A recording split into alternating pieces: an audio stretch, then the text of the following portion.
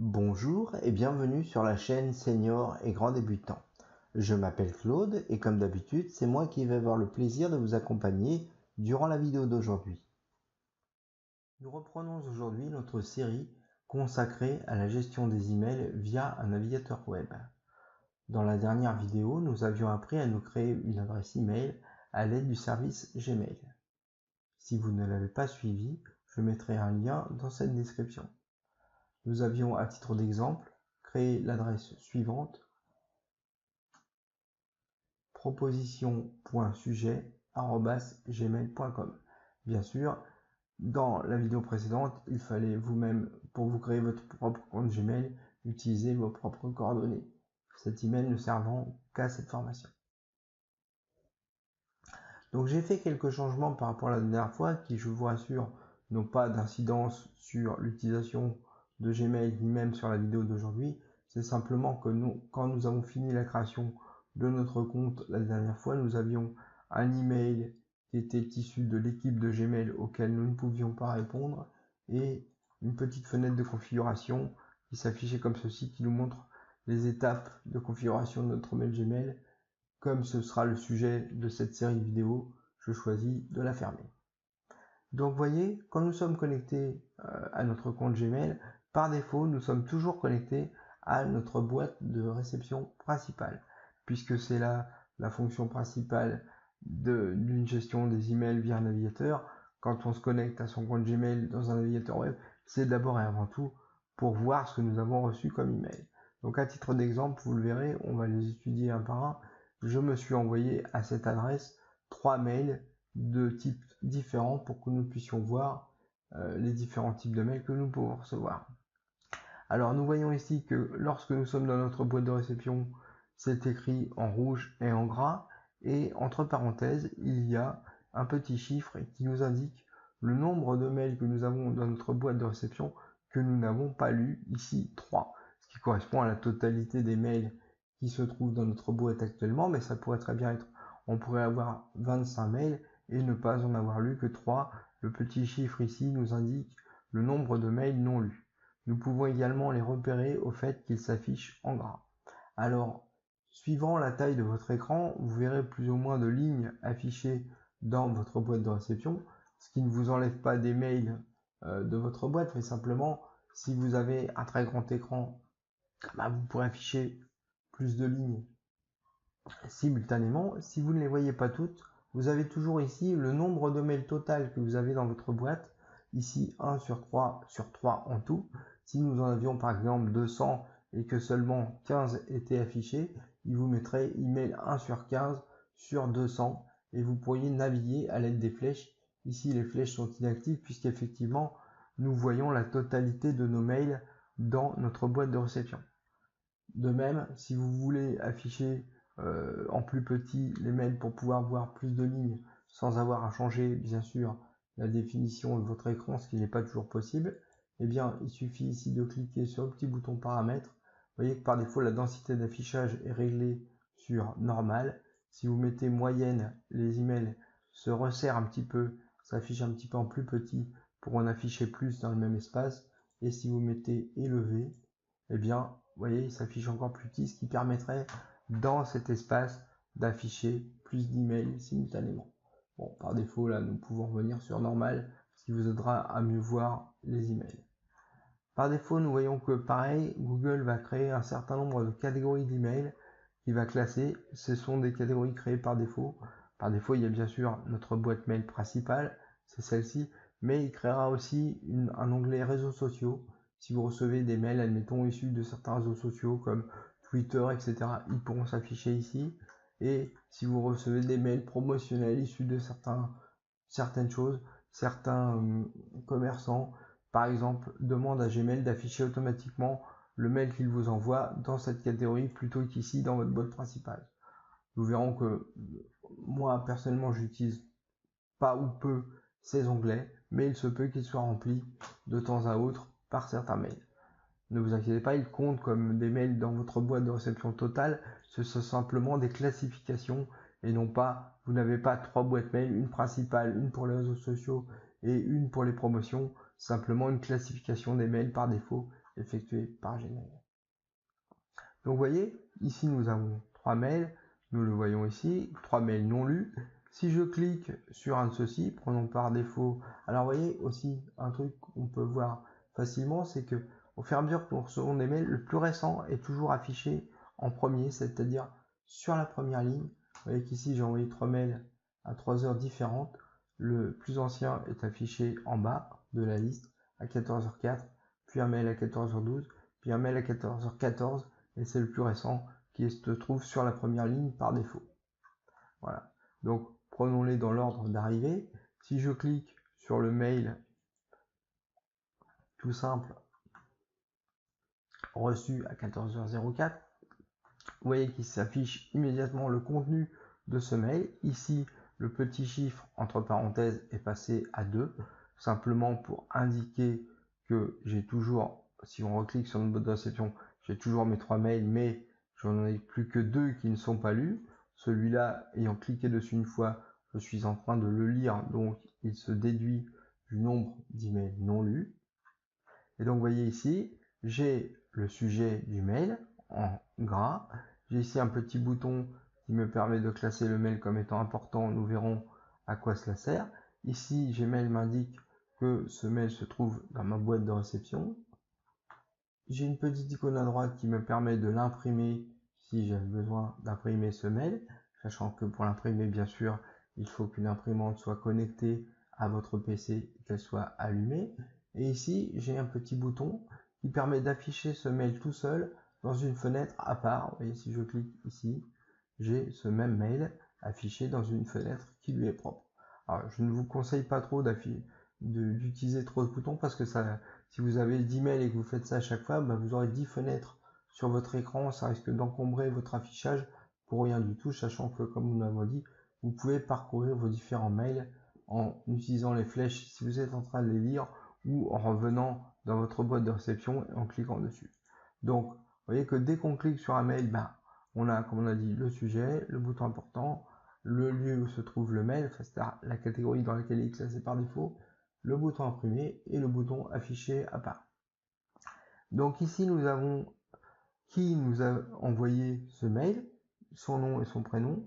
Bon, par défaut il s'agit d'un mail de test donc que j'ai créé pour cette vidéo. Donc ici nous avons l'expéditeur et entre crochets l'adresse email de cet expéditeur, sachant que les crochets ne comptent pas dans l'adresse, c'est juste comme ça que Google et Gmail nous indiquent l'adresse email de quelqu'un. Donc ici nous avons à qui a été envoyé cet email. Vous voyez que si nous passons notre souris dessus, nous voyons bien qu'il s'agit de notre adresse email que nous avons créée la dernière fois. C'est pour ça qu'il met à moi et ne répète pas notre adresse, mais en passant simplement dessus, nous la voyons s'afficher. Et ici nous avons le contenu du mail lui-même. C'est-à-dire ici une simple phrase, il n'y a pas de choses affichées spécialement. Si le mail avait été plus long, eh bien effectivement, il aurait occupé plus de place. Alors, voyons tout de suite une des petites spécificités de Gmail, c'est-à-dire que vous avez ici la possibilité de répondre directement à ce mail sans avoir à composer un nouveau message en cliquant simplement dans cette petite fenêtre. Vous voyez qu'ici, automatiquement, l'expéditeur est précisé ici et vous pouvez taper ici la réponse à votre mail. La réponse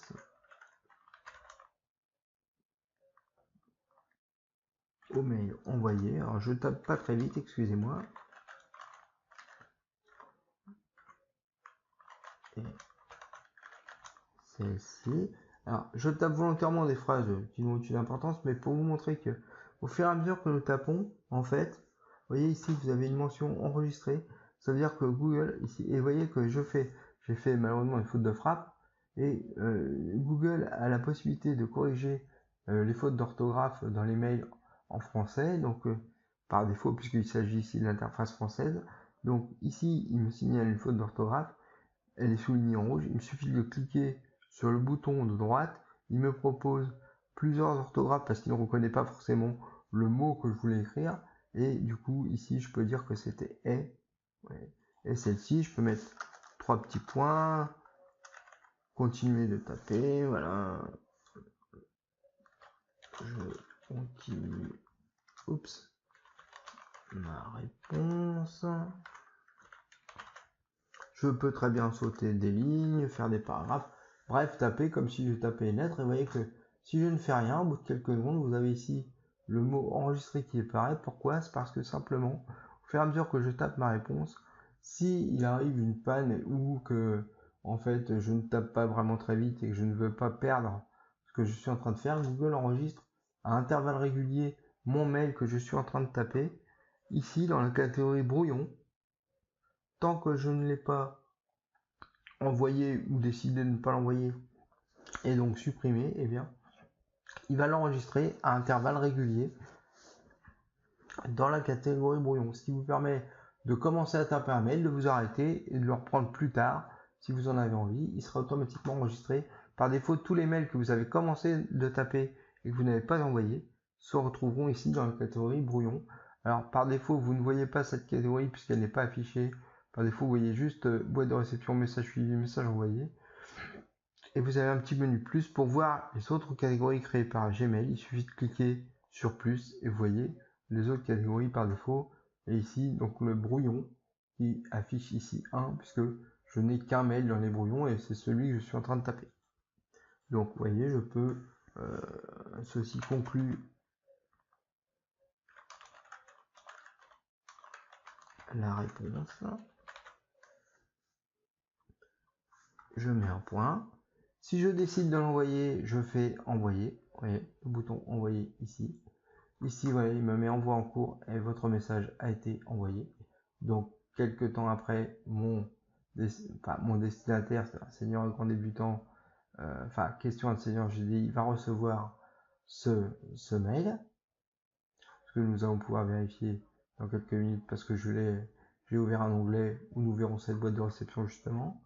Et vous voyez, je peux comme ça avoir une sorte de fil. C'est pour ça que Gmail, nous avons vu tout à l'heure que quand nous cliquons dessus, il appelle un email une conversation parce qu'il permet justement d'avoir le fil de la conversation entre votre expéditeur qui devient votre destinataire quand vous lui répondez, etc. Dans le même mail et non pas dans des mails séparés. Il sait grouper les mails comme une conversation suivie. C'est pour ça que il appelle ça une conversation. Ici, on va voir que la personne à qui nous avons répondu, vous voyez, nous avons ici, elle a reçu notre mail, donc nous avons ici la réponse que nous lui avons renvoyée.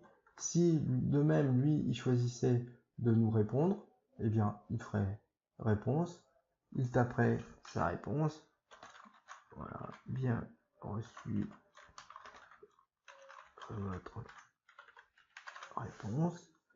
Le même il fait, vous voyez, encore une faute d'orthographe, hop, je corrige, c'est toujours mieux de ne pas avoir de faute dans ces mails, hein. On fait répondre, vous voyez, le mail va s'envoyer, votre réponse a bien été envoyée, et nous du coup, dans notre boîte de réception, nous voyons qu'ici, nous avons, c'était bien celui-là, voilà, nous avons notre conversation, et nous avons la réponse, qui, au lieu de s'afficher à part sur une ligne à part, poursuit notre conversation et nous pourrions indéfiniment poursuivre cette conversation. Vous voyez, je refais un dernier exemple. Je réponds de nouveau à cette personne. De la conversation. J'envoie. Voilà. Donc là, nous avons dans le même mail, sur la même ligne, nous avons tout le suivi de notre conversation, ce qui peut être très pratique. Et vous voyez ici, on la voit parce que quand nous revenons sur la liste de nos mails, nous avons le mail dans lequel nous avons engagé une conversation et 4 entre parenthèses qui normalement afficheraient peut-être 4 mails différents dans d'autres services, mais ici nous les affiche tous à la file. Nous avons le premier mail que nous avons reçu, la première réponse que nous lui avons faite, ce qu'il nous a répondu, ce que nous lui avons répondu, etc., etc. Avec à chaque fois les heures. Alors, s'il n'avait pas répondu le même jour, nous aurions ici reçu il y a 2 jours, il y a 3 jours, parce qu'on n'est pas obligé de consulter la conversation immédiatement. On peut la consulter quelques temps plus tard. Donc, vous voyez, nous avons ici tout le fil de la conversation qui se déroule au fur et à mesure. c'est assez pratique et c'est une spécificité de Gmail, puisque quand nous répondons ici à d'autres mails ou d'autres boîtes, vous voyez qu'ici la réponse est apparue sur une nouvelle ligne. Vous voyez, la réponse que nous avons envoyée, poursuite du fil de la conversation, est apparue pour notre correspondant sur une autre ligne et non pas comme nous à la suite du même mail. Donc ça, c'était un mail, on va dire, simple. Maintenant, voyons voir qu'un mail que nous recevons, nous pouvons aussi ne pas être le destinataire unique. Vous voyez qu'ici, nous avons un autre mail simple, mais que celui-ci comporte plusieurs destinataires, c'est-à-dire que la personne nous l'a envoyé à nous et aussi à une autre adresse que la nôtre. Donc les futurs destinataires sont séparés par des virgules.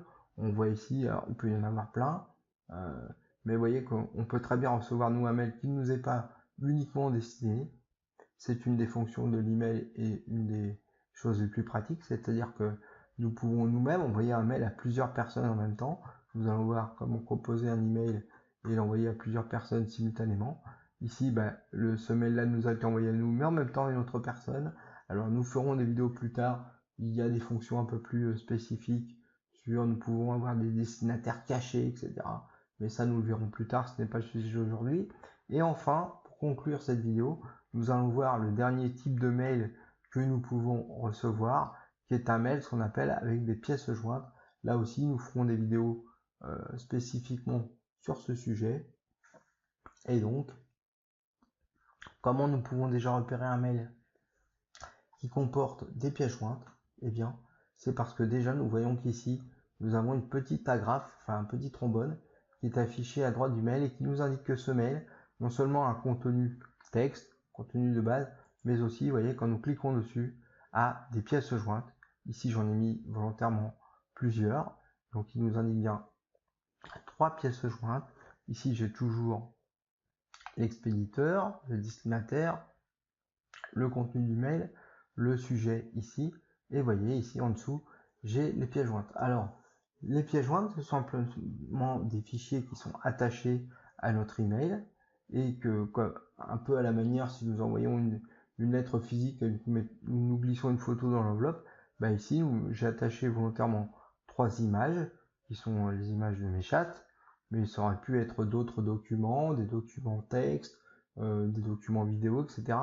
Quand Gmail reconnaît automatiquement le type de pièce jointe, eh bien, ils affichent directement. Vous voyez qu'ici, si je clique sur la première image, eh bien, j'ai l'image en taille réelle. Je peux simplement revenir à mon mail, afficher la suivante, voyez, ou encore la troisième. Et je peux aussi, vous voyez, quand je passe dessus, eh bien, la télécharger. C'est-à-dire que je choisis de récupérer la pièce jointe correspondante. Alors, vous voyez, si je clique sur la flèche, je récupère celle-ci. Par défaut, elle va se, vous voyez, le navigateur m'indique que j'ai chargé cette image. Par défaut, elle va se mettre dans mon répertoire téléchargement sur mon ordinateur. Si vous êtes sur mobile ou sur tablette, ça peut être un petit peu différent, mais vous pouvez ici télécharger individuellement les images. Vous pouvez ici choisir de récupérer toutes les pièces jointes simultanément. Ici, vous voyez, si je fais ça, eh bien, il me récupère une archive. On verra plus tard ce qu'est une archive. Si on récupère toutes les images simultanément, Google procède un petit peu autrement. Il nous crée une archive, c'est-à-dire un dossier compressé dans lequel il va mettre toutes les pièces jointes simultanément. Nous verrons plus tard comment on peut utiliser ce genre de système pour justement après envoyer plusieurs pièces jointes sous une forme ou les récupérer sous une forme compressée et les décompresser après. Mais ce n'est pas le sujet de la vidéo aujourd'hui, c'était juste pour vous montrer que soit on peut les récupérer individuellement, comme ici en cliquant sur la petite flèche. Vous pouvez aussi ne pas les récupérer du tout, hein. Vous pouvez simplement les afficher comme ça et puis voilà, ne rien en faire. Vous voyez que quand nous les affichons en plus grand, nous avons aussi d'autres petites options. Nous pouvons utiliser Google Drive qui est un service de stockage en ligne de fichiers, imprimer la photo ou ici la télécharger comme nous l'avons dit tout à l'heure. Si vous souhaitez revenir à votre email, vous cliquez sur la flèche ici, fermer. Vous voyez que de la même façon, si nous souhaitions répondre à cet email en disant j'ai bien reçu les images, il suffirait de cliquer en bas de la conversation, bien reçu, Je ne tape toujours pas vite, comme d'habitude. Voilà. Merci. Oups. Merci pour les images. Nous pourrions nous aussi joindre. Alors, par défaut, quand nous répondons en texte. Donc, c'est un simple. Nous ne sommes pas obligés, quand nous recevons un mail avec des pièces jointes, de répondre avec des pièces jointes. Nous pouvons très bien recevoir des pièces jointes, accuser la réception de celle-ci via un simple mail, et puis c'est tout. Mais nous pourrions également, si nous le désirions, et nous le verrons plus tard, attacher nous-mêmes des pièces jointes à notre réponse. Là, nous allons faire simplement envoyer, et vous voyez, votre message a été envoyé, et comme nous l'avons fait tout à l'heure, nous allons, alors évidemment, vous n'aurez pas ces deux boîtes là, c'est juste à titre d'exemple. Si je reviens dans ma boîte de réception à laquelle j'ai répondu, attendez, il faut le temps que ça se raffiche, voilà. Et en fait, normalement, j'ai mon mail, vous voyez, la réponse, bien reçue, merci pour les images, et j'avais ici le contenu du mail qui avait été envoyé.